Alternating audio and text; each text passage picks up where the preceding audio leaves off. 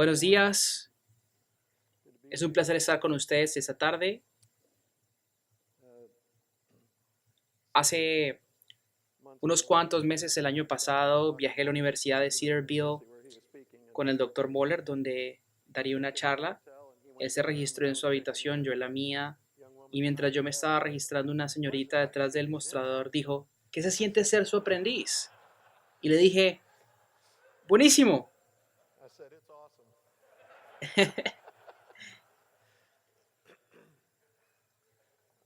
Yo he dicho en diferentes eventos, a medida de los años, en enero se cumple 20 años desde que llegamos aquí.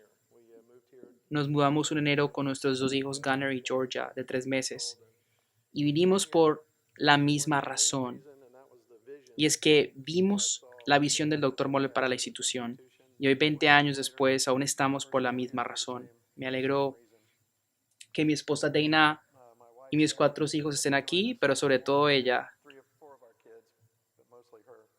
Y en los últimos par de 4 meses, como muchos de ustedes saben, hace un par de meses hemos tenido una cirugía de pie, de ojo, de cerebro, de columna y reemplazo de cadera. Ese fui yo. Y esta semana la sacada de las cordales de uno de nuestros hijos. Por esa razón, le digo que mi familia la sostiene mi esposa. Ella es la que hace que todo funcione en esos tiempos tan difíciles como estos. El trabajo de Dios en su vida ha sido revelador. Créame, mis propias debilidades han sido expuestas en los últimos meses. Y ella es una mujer increíble. Increíble, increíble. Tome sus Biblias, acompáñeme a 2 de Timoteo capítulo 2, donde vamos a centrarnos en los versículos 20 y 26. Pero voy a comenzar con el versículo 14 del capítulo 2 en un segundo. Recuérdales esto, encárgales solemnemente en la presencia de Dios, que no discutan sobre palabras, lo cual para nada aprovecha y lleva oyentes a la ruina. Procura con diligencia presentarte ante Dios aprobado, como obrero que no tiene que avergonzarse, que maneja con precisión la palabra de verdad. Evita las palabrerías vacías y profanas, porque los dados a ellas conducirán más y más a la impiedad, y su palabra se extenderá como gangrena, entre ellos Himeneo y Fileto, que se han desviado de la verdad, diciendo que la resurrección ya tuvo lugar, trastornando así la fe de algunos. No obstante, el sólido fundamento de Dios permanece firme, teniendo este sello: el Señor conoce a los que son suyos, y que aparte de la iniquidad todo aquel que menciona el nombre del Señor. Ahora bien, en una casa grande no solamente hay vasos de oro y de plata, sino también de madera y de barro, unos para honra y otros para deshonra. Por tanto, si alguien se limpia de estas cosas, será un vaso para honra, santificado, útil para el Señor, preparado para toda buena obra. Huye pues de las pasiones juveniles y sigue la justicia, la fe, el amor y la paz con los que invocan al Señor con un corazón puro. Pero rechaza los razonamientos necios e ignorantes, sabiendo que producen altercados. El siervo del Señor no debe ser rencilloso, sino amable para con todos, apto para enseñar, sufrido. Debe reprender tiernamente a los que se oponen, por si acaso Dios les da el arrepentimiento que conduce al pleno conocimiento de la verdad, y volviendo en sí, escapen del lazo del diablo, habiendo estado cautivos de él para hacer su voluntad. El contexto general que estamos examinando aquí es Pablo exhortando a Timoteo para que dé lo mejor de sí, para que sea aprobado como aquel que es un siervo, que no tiene que avergonzarse.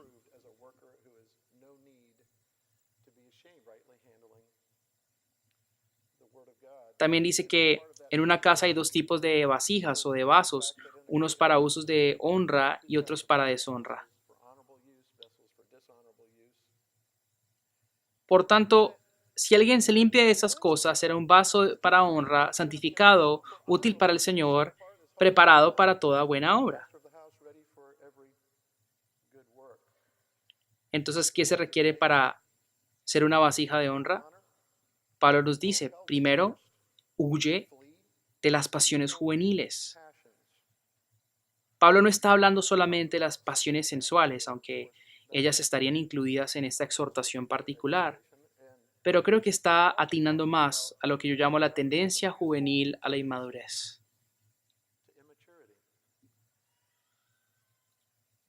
Cuando nuestros hijos mayores estaban aprendiendo a conducir, me preguntaban, ¿por qué papá eres tan exagerado? Ya que siempre que cometían un error les decía, no les van a dar el permiso de conducción si siguen haciendo esa clase de juicio en el volante. Y me decían, ¿pero por qué haces eso? ¿Por qué sigues conectando eso con la licencia de la conducción? Bueno, primeramente porque puedo y segundo porque conducir no se trata de saber cuándo andar y parar, cuándo saber que está verde o rojo. Cualquier niño de tercer grado que ha estado en un carro con los papás sabe cómo hacer eso. Conducir en última instancia se trata de juicio. Y ustedes dos no lo tienen. Y cada casa de seguro en Estados Unidos lo sabe, por eso es que su seguro automovilístico cuesta el doble del de sus hermanas.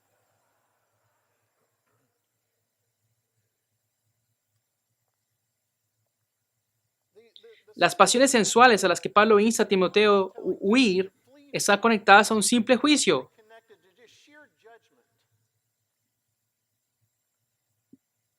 ¿Cuáles son algunas de las señales de mal juicio? Bueno, creo que algunas de las señales de pasiones juveniles, particularmente en un hombre joven, es que se comparan a sí mismos con otros.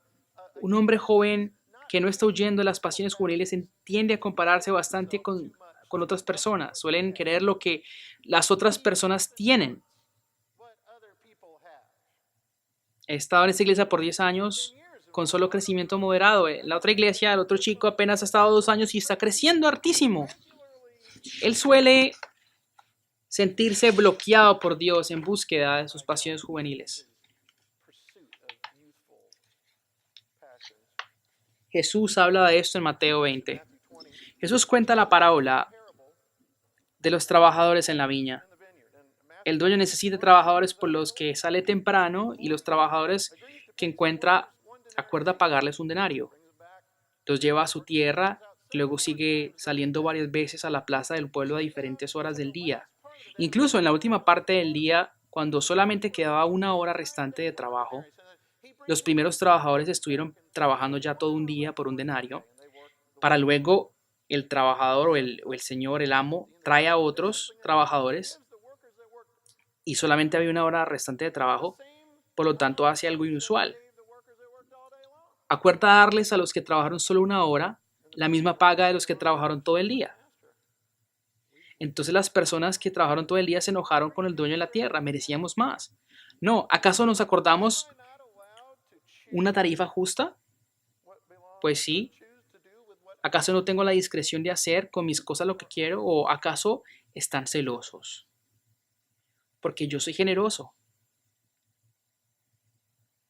Siempre se la pasan mirando el prado de la otra casa. Esa es una indicación de que no han dejado las pasiones juveniles. Pero una segunda indicación de que un joven no ha dejado las pasiones juveniles es que es impaciente con su liderazgo. Un hombre joven siempre quiere que su iglesia crezca inmediatamente. Quiere que su gente le siga inmediatamente. Quiere que respondan inmediatamente. Y cuando no lo hacen, él simplemente se va a otra parte a buscar trabajo. Hace que un amigo le recomiende otra iglesia. Aparece con las mismas expectativas y forma de pensar e inmediatamente se entristece. ¿Y sabe cuántas veces sigue ese ciclo? Todas las veces, nos dice la gente. Y lo que no se da cuenta es que se va a la otra iglesia y es las mismas personas con diferentes caras. Pero es el mismo problema. Un joven que no huye de las pasiones juveniles tiende a querer reconocimiento por los dones que percibe él inmediatamente.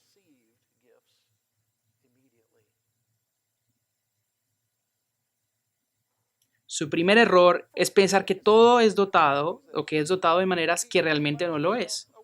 Le falta juicio de un hombre más maduro. Y esta falta de sabiduría lo lleva a la tentación de la autoexaltación. Se dice a sí mismo, Conozco a otros hombres que son iguales de jóvenes y con la misma experiencia que yo tengo, pero no están preparados como yo lo estoy. Yo soy la excepción. Cuando yo tenía 32 años, estaba liderando una organización que se llamaba el Consejo de la Feminidad y la Masculinidad Bíblica. Steve Farrar, parte del consejo, amigo mío en ese tiempo, yo fui a donde él y le dije, quiero escribir un libro sobre la masculinidad. Ahora, antes que le diga qué fue lo que él me dijo, quiero decirle que él fue muy gentil, respetuoso, no fue arrogante, fue ejemplar en su tono y en su actitud.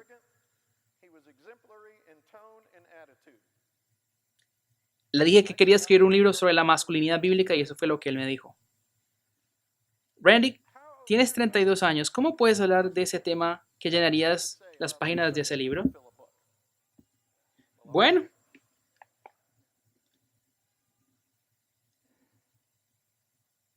algunos de ustedes simplemente tienen el deseo que los conozcan. Mucho deseo de que conozcan quiénes son ustedes, lo que hacen, lo que les caracteriza. Y claro, yo lo sé.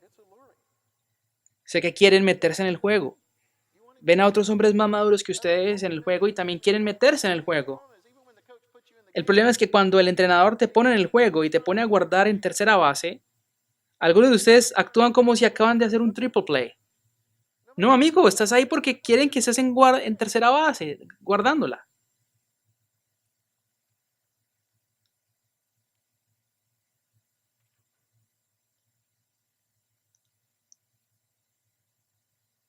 El hombre joven siempre está pensando que se está perdiendo de oportunidades para sí. El hombre joven cree que se está perdiendo de las oportunidades. Los hombres más viejos simplemente decían que mañana no se le dé más para hacer. La sabiduría aquí marca la diferencia. A veces hablo con hombres jóvenes en este campus y tienden a tener oportunidades enfrente de ellos. Y dicen, esa es la oportunidad de mi vida. Y yo digo, no, esa es la oportunidad de tu vida hasta ahora. Pero confía en mí, amigo. Esas van a venir una y otra vez. Esta no es la oportunidad de tu vida, no te preocupes. No te vas a perder de algo, tranquilo. Tuve una conversación por el teléfono con un hombre joven de una universidad y básicamente me contaba que él veía que personas de su misma edad hacían cosas en el campus y él creía que él las podía hacer mejor. Pero por alguna razón nadie se las permitía hacer. Y su pregunta era, ¿debo tratar de hacerme conocer más o de que me noten más? Y yo le dije, no, estarás bien, estarás bien. Dios sabe dónde estás, amigo. Son tus pasiones juveniles las que te hacen querer ser conocido y estar en el juego. Yo entiendo, pero está bien estar en el anonimato por un tiempo. Esto va a ser bien para ti.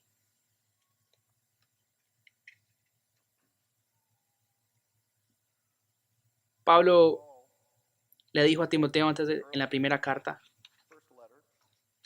no te apresures en la imposición de las manos, no te apresures en darle algo a una persona tan rápido. Una de mis preocupaciones y uno de mis retos es que nosotros en la comunidad evangélica hemos creado y hemos ayudado a crear un lugar donde la juventud se valora demasiado, como que si la juventud se siente con el derecho de tener un espacio en la plataforma. Una cosa es que algo te busque a ti, pero cuando tú comienzas a buscarla a ella y comienzas a tratar de obtenerla, tu propio sentido de derecho te tiende una trampa mortal. El orgullo y la falta de necesidad por otras personas y en última instancia un carácter de autonomía resulta en el desastre. Termina en el desastre, amigo.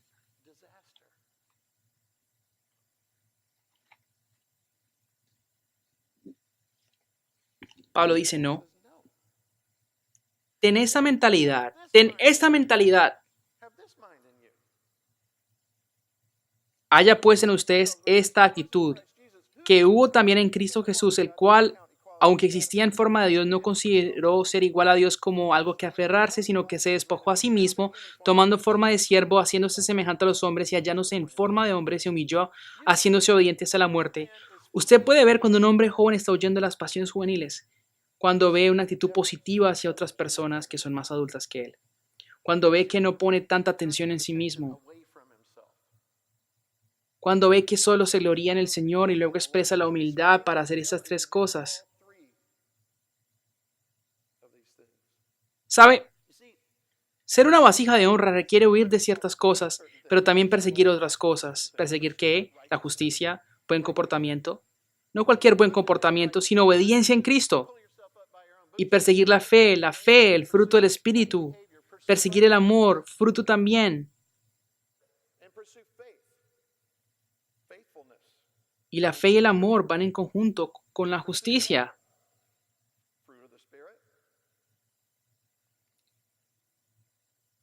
La fe y el amor van juntos con la justicia. Persigan estas cosas, persigan la paz. Tenemos el autor de Hebreos explicándonos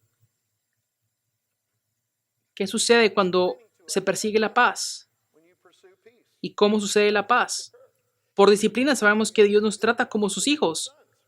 Lo que soportan es para su disciplina, pues Dios los está tratando como hijos. ¿Qué hijo hay quien el padre no disciplina? Si a ustedes se les deja sin disciplina, que todos reciben, entonces son bastardos y no hijos legítimos. Después de todo, aunque nuestros padres humanos nos disciplinaban, lo respetábamos. No hemos de someternos con mayor razón al Padre de los Espíritus para que vivamos. En efecto, nuestros padres nos disciplinan por un breve tiempo como mejor les parecía, pero Dios lo hace para nuestro bien, a fin de que participemos en su santidad. Ciertamente ninguna disciplina en el momento de recibirla parece agradable, sino más bien penosa, sino después produce una cosecha de justicia para quienes han sido entrenadas por ella. El fruto pacífico de justicia, la justicia trae la paz, el buen comportamiento trae la paz. Si todos estuvieran comportándose bien, no tendríamos que obtener oficiales de policía. ¿Y cómo debemos perseguir esas cosas, hermanos? Con fe, porque somos aquellos que creemos. Luego, en el versículo 23, Pablo dice, pero rechaza los razonamientos necios e ignorantes, sabiendo que producen altercados. Pablo aquí nos está trayendo de vuelta a las tentaciones de aquellos que caen en presa de las pasiones juveniles. De la tentación de ser contenciosos, demasiado celosos por expresar nuestra voz a todo argumento allá afuera. Cada cosa en la que estás en desacuerdo. Siempre poniendo atención a todo y discutir y discutir y discutir y discutir.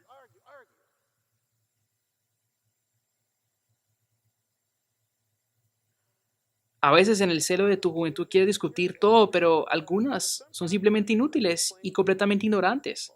Pablo dice, eso conlleva altercados que no llevan a ninguna parte. Bueno, esto sí es así. Sí, Pablo dijo que no dejes que nadie te menosprecie por ser joven. Es posible que Timoteo se estaba sintiendo intimidado por los hombres mayores, es verdad, pero Pablo le dice que no deje que menospreciaran su vida por su juventud, pero también quería que estuviese consciente de que había pasiones juveniles que estaban conectadas con su juventud. Sí, le decía a Timoteo que corrigiera, reprimiera, etcétera, corrigiera, pero esta habilidad viene con sabiduría. Y la sabiduría viene con el tiempo. Y por eso se trata de pasiones juveniles.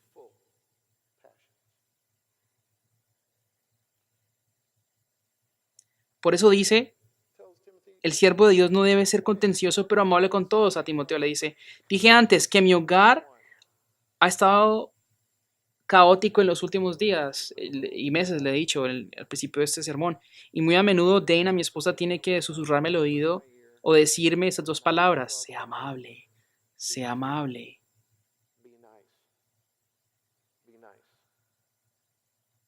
Bueno, pues me avergüenza tener que decirles esto, pero ella ha tenido que decirlo en los últimos par de meses. Es muy simple.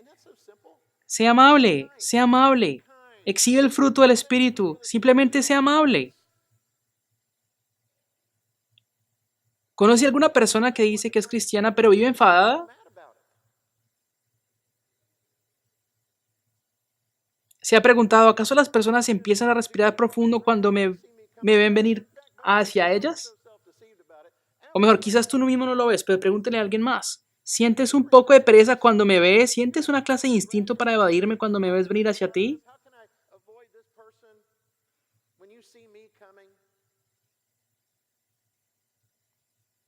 No es tan simple. Apto para enseñar. A primera vista pensamos, ¿por qué eso está metido aquí en todo esto? Sé amable, sé bueno y de pronto apto para enseñar. Pero cuando te opones a alguien en una clase o de debate o alguna clase de cualquier cosa, tu habilidad de enseñar es central porque cuando se establecen las reglas de la discusión, se deben articular cosas y eso te debe instruir a ser preparado claramente para decir las cosas correctas, para comunicarlas bien las cosas. Simplemente porque conoces la verdad no justifica o no significa que has cultivado la habilidad para comunicarla claramente y de manera articulada. A veces la tendencia de ser contencioso está arraigado a la falta de actitud de un individuo para enseñar. A veces la naturaleza de una persona contenciosa es el desánimo. Creen que han dicho lo que deben, pero la otra persona aún así no entiende. Entonces tiene que ser su terquedad y la falta de entendimiento, y no puede ser mi habilidad de enseñar o mi falta como maestro, o es su falta de entendimiento. Y así sucesivamente, como una bola de nieve sigue la situación. Más y más hasta que, pues te vuelves contencioso. Sigues diciendo lo mismo y una otra vez y nadie te entiende. Y dices, pues si quizás nadie me entiende, quizás tú estás equivocado. Tú estás diciendo las cosas mal. Quizás no estás siendo claro.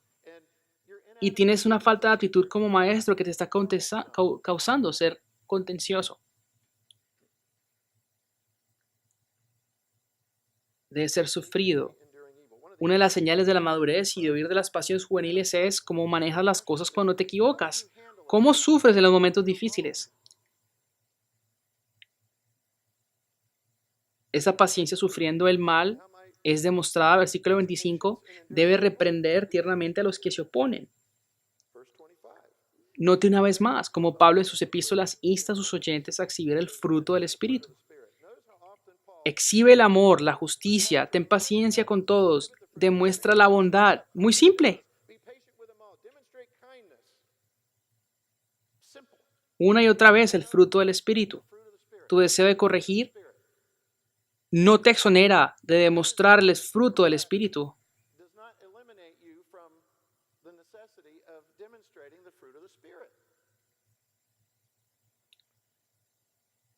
Creemos que nuestro sentido de indignación de justicia justificará la ira. ¿Y qué pasa cuando nos airamos? Sabemos que se nos dice de que no debemos pecar cuando nos airamos, pero ese no soy yo. Yo siento ira porque es mi derecho ante la indignación. Asumimos que debemos sentir ira por algo que merece nuestra ira, pero estamos equivocados. Hace muchos años, un profesor de universidad a la que hablé me criticó públicamente en el periódico estudiantil de su universidad.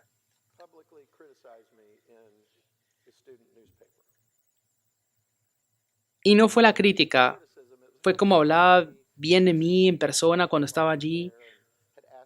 Me pidió por un trabajo cuando estaba en sus oficinas, para luego estallar y criticarme en el periódico.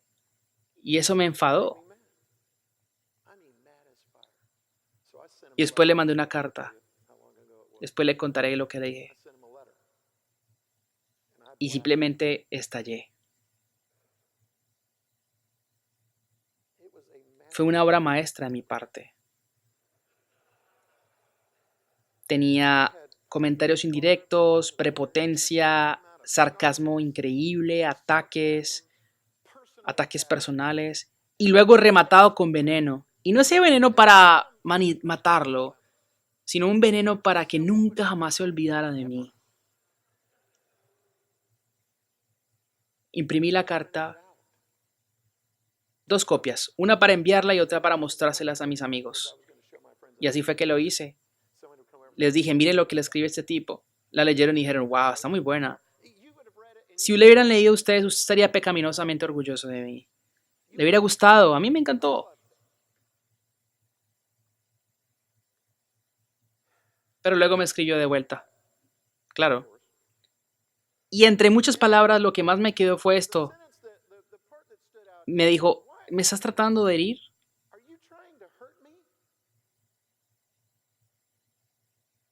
¿Por qué estás tratando de herir mis sentimientos? En cambio de responder de manera crítica y cristiana. Y pues eso me enfadó peor. Sentimientos heridos, por favor. Madura. Como un amigo dice, ¿para qué la buscaste? Tú la empezaste. Pero el problema es que quedó rondando en mi cabeza porque sí tuve que preguntarme qué estaba tratando de hacer. ¿Y sabes qué estaba tratando de hacer? De verdad que sí estaba tratando de herirle. Quería que sintiera el dolor. Quería que se sintiera mal. ¿Por qué? Inmadurez juvenil, pasión juvenil. En ese momento parecía tan razonable que le escribiese esa carta y dijera esas cosas. Hubiera hecho lo posible para evitarlas de escribir. Pero simplemente no, simplemente lo dijo. Incluso muchas personas afirmaron el derecho de decir todo lo que dije. Pero, ¿qué pasó? ¿Qué pasó en mi pasión juvenil? No sé qué fue lo que pasó. Tenía todo el derecho, pero no sé qué pasó, no sé qué falló. Pues se me olvidó que necesitábamos amabilidad y ternura cuando se le corrige a una persona. ¿Por qué? Porque el verso 25, porque si acaso Dios les da el arrepentimiento que conduce al pleno conocimiento de la verdad. Dios quizás quiere hacer algo en su corrección. Y si lo hace mal, pues se puede perder ese privilegio. ¿Usted cree que este hombre me estaba escuchando? No. Él no escuchó para nada mis palabras. Entonces, mi consejo sería que en tu corrección a otras personas, si lo vas a hacer, debes hacerlo en amabilidad. Y cuando hagas una corrección, haz la pregunta, ¿realmente estoy tratando de ganar a mi hermano? ¿Realmente me importa el bienestar espiritual de esa persona o simplemente quiero mofarme con mis amigos? Esperando una hueste de likes, retweets y de las palmadas en la espalda a base de mi pequeña fans que tengo en Twitter. ¿Realmente quieres que lleguen a sus cabales y escapen el engaño del diablo? Versículo 26. Habiendo estado cautivos de él para hacer su voluntad. ¿O simplemente quieres sentirte que estás correcto para que te sientas muy feliz y te felicites? ¿Realmente te importa la persona? ¿Realmente te importa?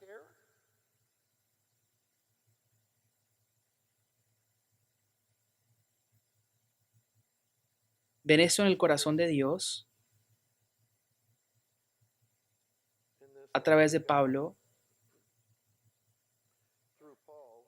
Incluso en aquellos que habían caído en las garras de las falsas enseñanzas, el amor, la compasión que hay, quizás se arrepientan, de pronto sí consideran, de pronto sí ven el camino correcto. Pedro expresa ese mismo corazón. El Señor no se tarda en cumplir su promesa. Según algunos se entiende la tardanza, sino que es paciente para ustedes, no queriendo que nadie perezca, sino que todos vengan al arrepentimiento.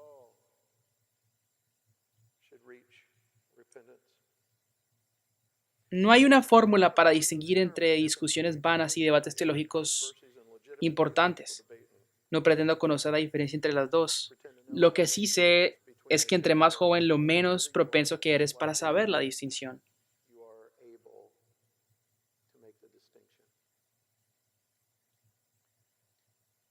Vemos en esto, en todo esto, cómo Jesús, todo esto debe estar apuntándonos al Señor Jesús. Nuestro Señor es la vasija perfecta de honra. Jesús sabe exactamente la distinción de tumbar las mesas de los mercaderes en el templo y la compasión hacia la mujer en el pozo. Jesús sabe exactamente cuándo llamar a los fariseos y a las escribas manada de sepulcros blanqueados y no dar respuesta ante Pilato. Jesús sabe perfectamente lo que es la gentileza y la ternura el fruto del Espíritu. Él es la verdadera luz que da luz a todos. Él estaba en el mundo y el mundo fue hecho por medio de él y el mundo no lo conoció. A lo suyo vino y los suyos no le recibieron. Pero a todos los que lo recibieron les dio derecho de ser llegados a ser hijos de Dios, es decir, a los que creen en su nombre, que no nacieron de sangre, ni de la voluntad de la carne, ni de la voluntad del hombre, sino de Dios.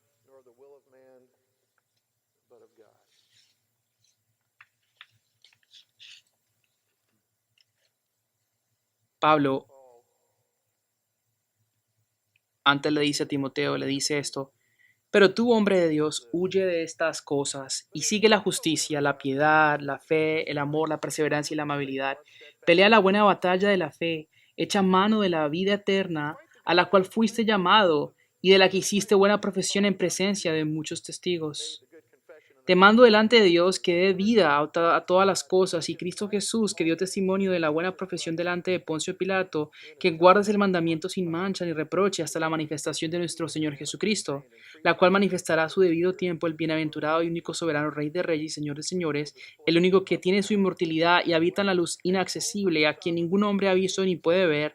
A él sea la honra y el dominio eterno. Amén.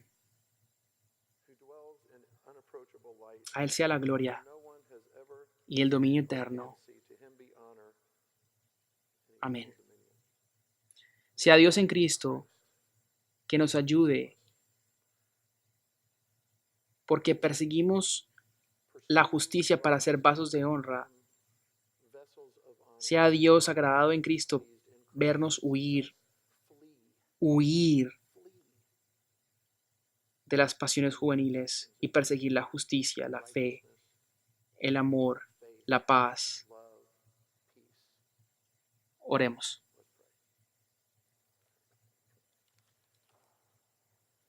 Padre, te damos gracias por tu palabra, te damos gracias aún por cosas tan simples como tener lugares para reunirnos y escuchar tu palabra. Oro para que tu palabra no caiga en oídos sordos y oro para que mis oídos sean los primeros en abrirse y mis ojos sean los primeros en ver y mi corazón sea el primero en recibir la enseñanza de tu palabra hoy, que muchos de nosotros evitaremos discusiones vanas. Pensemos no solo en cuándo discutir y cuándo corregir, pero oramos que cuando lo hagamos, lo hagamos con razones de ganar a nuestro hermano, que puede que esté engañado por el diablo y que su vida sea rescatada no por nuestras palabras, sino por las tuyas y nuestra habilidad de enseñar tu palabra. Y que tú seas glorificado en Cristo, por el cual oramos. Amén.